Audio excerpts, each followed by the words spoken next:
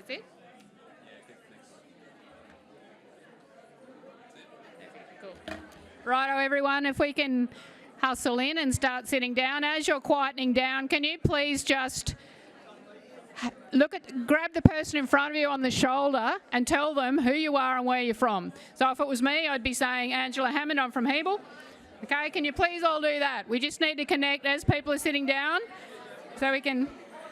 The people that come on. Did you shake hands with this fellow here? Person in front of you.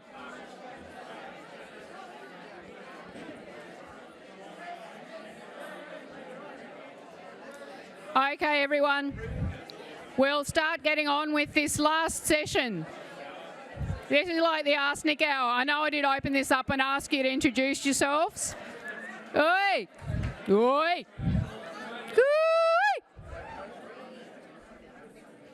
Thanks, everyone. That was my fault. I got you all energised into let's introduce each other, and then I had to ask you to be quiet.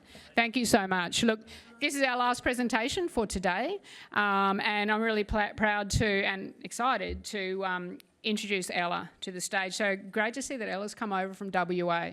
We really enjoy working with the Westerners. It's often, it's a big trip for them. So thank you for coming, Ella. So what Ella's going to be speaking about today is making farm dams work in a drying environment.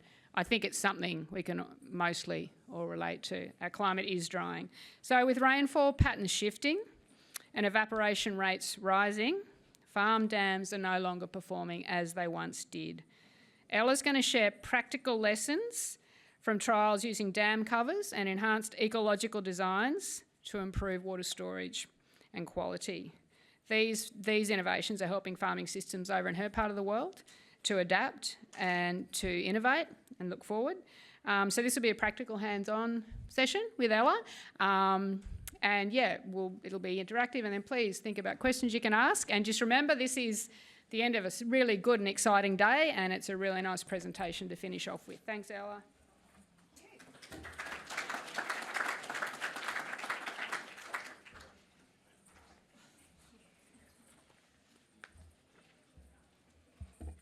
Yes, thank you. So my name's Ella Maesepp. I am the Senior Landcare Officer at Katanning Landcare, and I also really want to acknowledge my colleague Annabelle Pawley for the work that she's been doing in this space, in this project with us as well. And of course, definitely acknowledge the funders, because we love funders, don't we? This I'm talking about is from two projects. One from the Australian Government's Future Drought Fund was funded, and the other one through WA's State Natural Resource Management Project. So to start with, set the scene a little bit. Katanning is a broadacre wheat and sheep district. We're located 300 kilometres southeast of Perth, so the southern WA wheat belt. We're a 400 mil rainfall zone, but as you can see there, we're about 1.5 metres a year evaporation zone. So you add that to the fact that we are getting drier. Our rainfall is dropping, and traditionally, we would get about 80% of our rainfall in the growing season, sort of May to October. That is changing, and we're now getting more out-of-season, episodic, intense rainfall events. All the things that the climate model said were going to happen under climate change are starting to happen. So with that going, water security is a big issue for us going forward. So we need to look around and go, well, how are we going to deal with preparing for this? How are we going to adapt it going forward into the future, but in a way that's cost-effective as well? So we looked around and went, well, what have we already got? And what we've got are farm dams. Hundreds upon thousands of farm dams. So we set this project to look at going, how do we make the farm dams that we've already got work better for this changing rainfall pattern and in this drying climate? So we set up the project and we had a look at some case studies, some local things going on. We looked at a drought needs analysis, but we also went to trial with two techniques to try and make our farm dams work more efficiently. One of those was enhanced dams, and the other one was using dam covers. Now, dam covers are kind of like a pool blanket that you'd put on your swimming pool. They're a literal floating barrier, kind of like super fat bubble wrap with some weighted edge around, a weighted edge to try and reduce the wind catching it. and they act literally as a physical barrier to evaporation. So we purchased a set of dam covers. They come modular. So we purchased 4 5 by 15 metre dam covers. The slope here is not working for me. And then you can set them up however, whatever configuration you want. Working at about $12 to $15 per square metre of coverage, but this was back in the time a few years ago. We also discovered that one of our local farmers actually had bought himself some of these a couple of years earlier, but really wasn't using them effectively, and he wanted to jump in onto the project as well. So that was fantastic. That actually gave us 2 dams worth of dam covers, and we ran the trial for 2 years. So the first one, Tony was one of our local farmers who volunteered, was keen to get involved in this project. He's got quite a high water use livestock enterprise, so looking at a way of protecting his water was really important to him. And we installed the first set of dam covers in the completely wrong way. Don't do it in the middle of the day on a 35-degree day would be step 1. Step 2 was we thought we'd assemble them all together on land and then just float this thing across onto the water. The bottom left-hand photo, you can see a head in the water trying to swim the dam cover across. That's not how you do it. Anyway, we finally got it on there. And they are tethered to some star pickets on the corners of the banks with some ropes. So that was Tony's. And that same summer, we also sorted out Eric. Eric was the one who already had some. His had been caught up in a big storm a couple of years ago and were a mess, and he'd left them like that. So we got out the kayaks, a lot more lugging and shifting, and I may have ended up in the dam, and we got that one sorted. So we ran Eric's for 2 summers. There was a change of circumstances and we couldn't run Tony's for the second summer, but Mark stepped up and said he'd be interested. So we moved them from Tony's to Mark. Did it the right way that time. 1 module at a time. And then that's me floating on the kayak. Then they've got little clips along the edge, and we basically just did them up like a zip on the water body. And then you can see in the bottom right-hand corner, tethered to the corners of the dams. So that was fun. Of course, we wanted to monitor. So we installed automatic depth loggers, which would take a reading every 10 minutes over the entire summer. And they were put in those frames that we had a local guy just make for us. So put in with a very technical technique of balancing on a kayak and whacking it with a post hole whacker. We also took measurements as well, looking at our parameters of salinity, pH, temperature, and using a Secchi disc to look at turbidity as well. So monitored over those periods. So what happened? This is a really great diagram. This was at Tony's, and we put the depth logger in on the 5th of January without the dam cover. And you can see the rate of evaporation of how the dam level was dropping. Over the period of this, we had not a single drop of rain. Then we installed the cover on that 35-degree day, and you can immediately see how much it slowed down the evaporative loss from that dam. And that dam cover was only covering about 40% of the surface area of the dam itself. You don't actually want to cover 100% because if livestock come down to drink from the edge, you don't want to stand on it and ruin it. You also want some light and some oxygen being able to circulate for the frogs and the yabbies and everything else that's in the dam. And then we had a wind event, the rope broke, the dam cover shifted, it knocked the pole with the data logger over, and ignore everything from that point. Don't we love doing science? So looking at the evaporative loss, what we also did with each of the dams we put a cover on was we tried to find a matching control dam in the closest paddock of about similar size to compare. Nothing's ever a perfect comparison, but we did that, so each had a paired dam. So on this graph here, the blue lines are showing the dams that don't have a cover on them. The greens were the ones that were covered.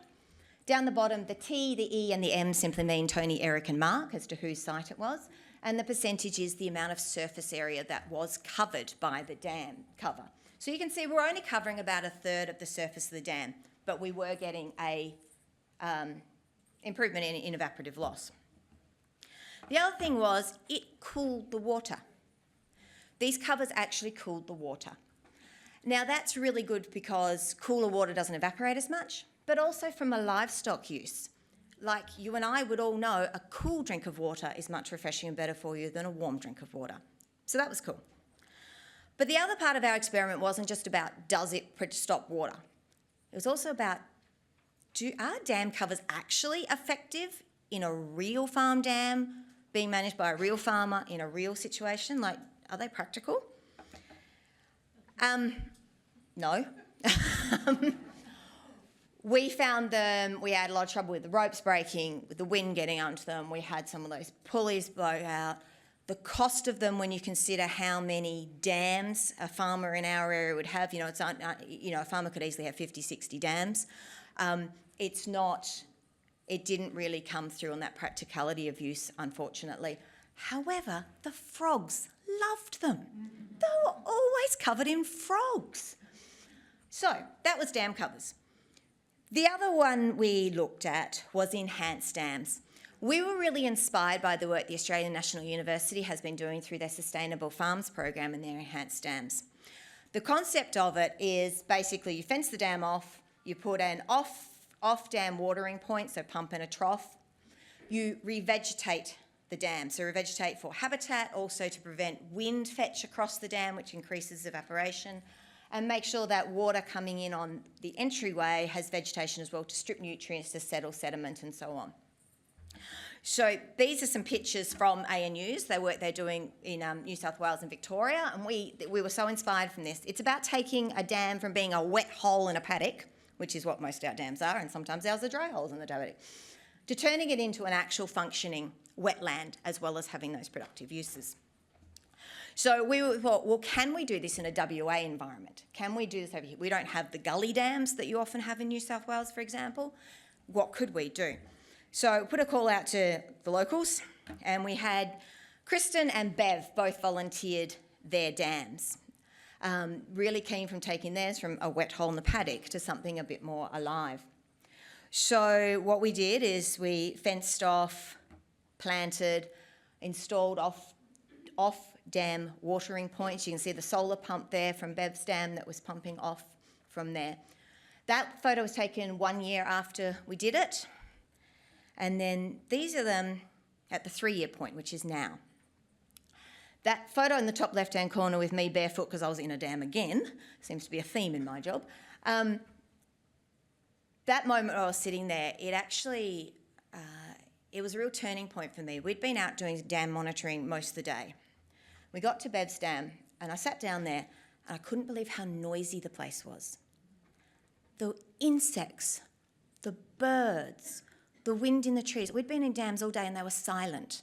And we got to this one at the end of the day and it was noisy. And that said to me, this is how it's meant to be. This is right. That's what we're working for. So we've been really inspired by this and excited about it, but we're a bit keen to explore it a little bit further. Oops, hang on, yeah. Because one of the things that we'd found about this was with our monitoring, we'd also been looking at E. coli. E. coli is a pathogen. Basically, you don't want it in your drinking water. We did some sampling, and before and after on these first 2 dams of Kristen's and Bev's. Now, Kristen's numbers were enormous, but would you believe it, the second enormous, the 2024 result in the orange was actually a lower enormous number than the first one, but they were just so enormous anyway. But Bev's, you can really see how much it dropped. And it actually brought it within, there's the green lines there, what is actually the standard for livestock. So if we're looking at how many of us water our veggie gardens with dam water and E. coli in them, also livestock live weight gain and health, E. coli makes a difference to that. And so this system becoming more ecological was actually showing an improvement in E. coli as well. So you've got so many benefits there. So yeah, very excited about this. And so we decided we actually wanted to explore enhanced dams more. We thought we could design them a little bit better from those first 2 we did. We learnt a few lessons about species and placement and things like that. So we got another project through the state NRM, and we put the call out to our local farmers and said, does anyone else want to, throw a dam in the mix? And we had more dams thrown at us than we had spots for it, which is wonderful. But we had 3 new dams come in, David's, Darren's and Scott's. And this is their wet holes in the paddocks. And these have been planted and fenced just in the last 2 months, so just this winter gone. This photo down the right-hand side, Scott, one of our farmers, has taken it that extra step, and he's decided to create an entire riffle system on the inflow between his road catchment and his dam. So he's put in logs and rocks and he's planting sedges and everything in there, so we're really excited to see how that goes. So going forward, we're going to be monitoring these 3 new dams plus the existing 2 to give us a set of 5 as we look at how we develop this to work in the West Australian landscape.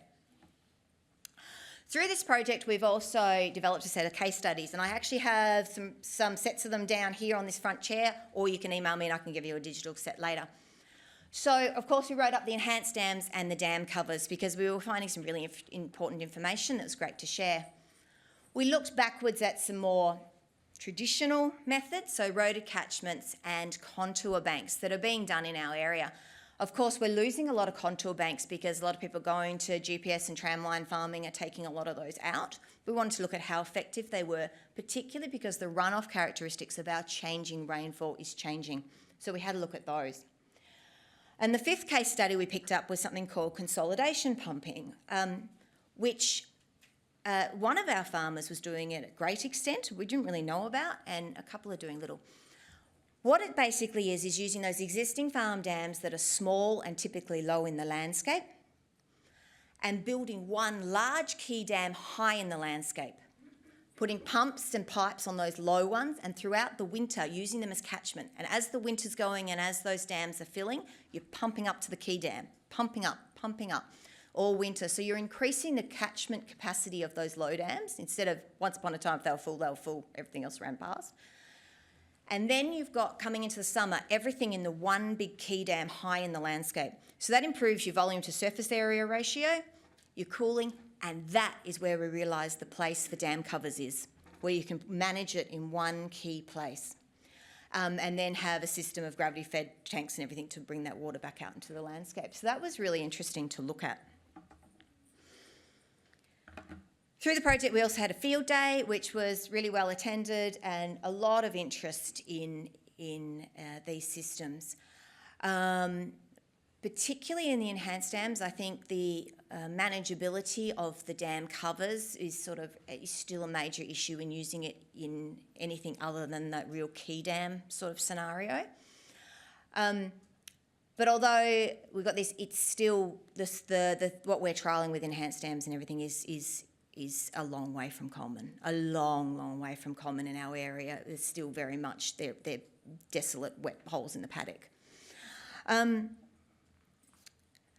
And moving forward, we also really wanted to understand what extra things and what other avenues our farmers were needing support with to move into preparing for this future with this changed climate regime that we're already starting to see in Katanning and already feeling the impacts of. So we ran a series of workshops and we looked at what those priority areas are. And that ended up producing a report, which I also have a copy of. Oh, look. Well done, Ange. You're going. Just not a what? Yeah, farmer wants a what.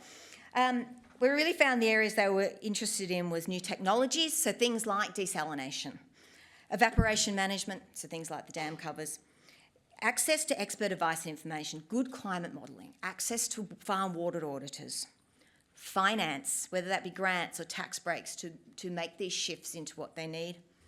Farming systems, so looking at, shorter season crop varieties, drought-tolerant varieties.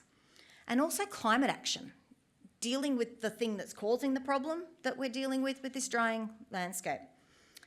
So that is available as well. Oh, there it is there. Sorry. So let's bring it to the end, but I do encourage you to please keep me in contact, particularly as we go and monitor those enhanced dams as they go over, because we've only established them this year, and we'd love to share the results. For us, water security remains a key pillar. It's actually the blue square in our logo actually represents water security. It's a really significant thing for us in the broadacre agricultural area of southern WA.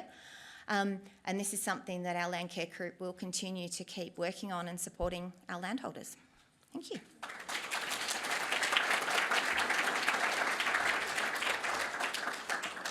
Fantastic. Thanks, Ella. What a great presentation. We have some time for some questions. I might... Oh, there's lots. I might take the chair's prerogative and ask a question of myself to start with. We too have been very inspired by the sustainable farms work from ANU and have done a number of farm dams at Landcare Australia. And one of the things that we were inspired by, I guess, was the live weight gain work that has been done by that. And so I wanted to ask you, when we're thinking about early adopters for this kind of work, I guess, many land carers might do this from a biodiversity enhancement perspective and looking to engage landholders that may be a bit less interested in working with Landcare. I wonder whether that's been part of the conversation for you, working with landholders around the live weight gain benefits of this. You're completely right. There's two angles to come in, and the guys that we've been working with, guys and ladies, some have come in from that biodiversity angle, like you've said. One really came in from that livestock management angle, which was really important to him. The live weight gain and the E. coli one was, when we put that information out in our community, it was so many light bulb moments there about that one, and a lot of people going, oi, hello. We haven't followed down that avenue much yet because we haven't been doing the numbers or the monitoring on that side of things. That's just not within our capacity. But yeah, I think it's part of the conversation because what we're seeing about this is it is so multifaceted. The co-benefits they tick every column. Yeah.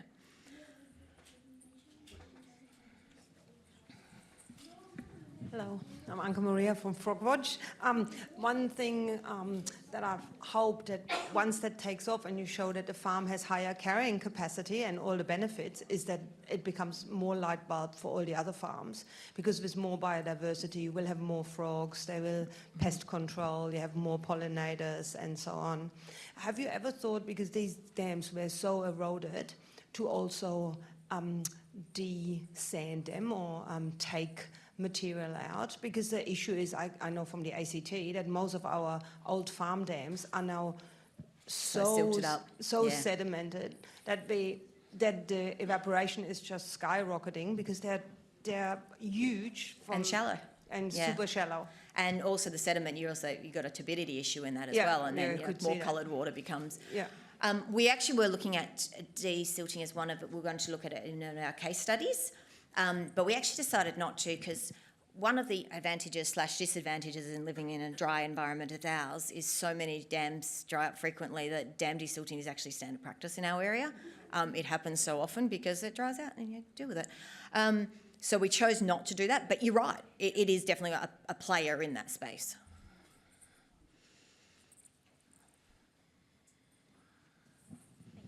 Hi, I'm Sarah Burr from the Department of Agriculture, Fisheries and Forestry. To build on Anka's question, some of the ANU sustainable farms work focused on emissions from dams. I wondered if you, as part of your monitoring, measured any of the emissions as part of your projects? No, we didn't. We really have not got the complexity of ability to do any of those sort of further ones. No. Thanks, it was a great presentation. We've started working with the Malloon Institute. I know they're doing stuff in WA. Did you have engagement with them? Yes, we talk with Malloon quite often, and Bev, who you saw one of the dams, they've actually got one of the Malloon's trial sites on their property as well. So yeah, a lot of those conversations are happening there, and I think a lot of it it becomes interest and willingness of uptake of our farmers, and we have some that are really willing to start seeing these water systems as ecological systems as well, but most of ours are still sort of not there yet. And we have got a significant salinity issue. Salinity is an enormous problem where we are. And so the mentality has been for a long time to move water away because of that rising groundwater.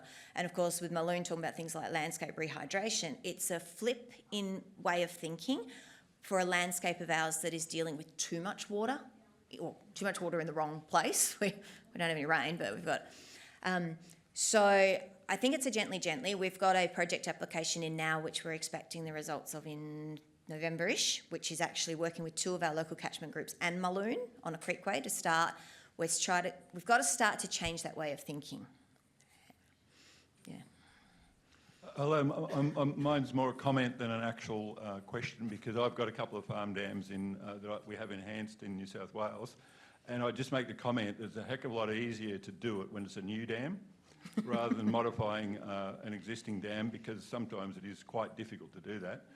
But in your circumstances, there's probably not going to be new dams that are actually being done anyway. But it is just a comment. It is far easier to do it when you're doing a new I dam. completely agree with you, because then a couple of these dams have sort of started and gone, oh, there's already a contour bank coming in here, and yeah, if you could design that way in the first place, it'd be great. But we're looking at retrofitting the bazillion farm dams we've already got.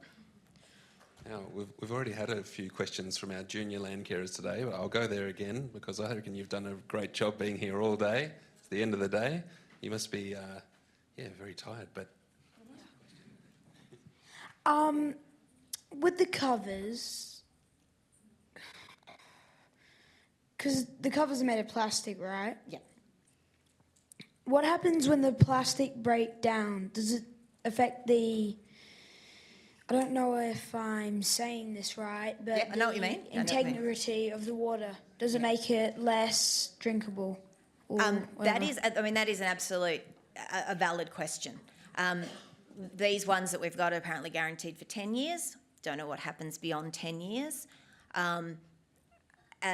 Yes, it's plastic, and there is that impact that we have to think about. We didn't see anything in the short time that we've done. But yeah, yes, well done for thinking of that. I don't know the answer. It's a great question. We're in good hands with the future land carers of tomorrow. I'll hand back to you, Ange. Well done, Ella.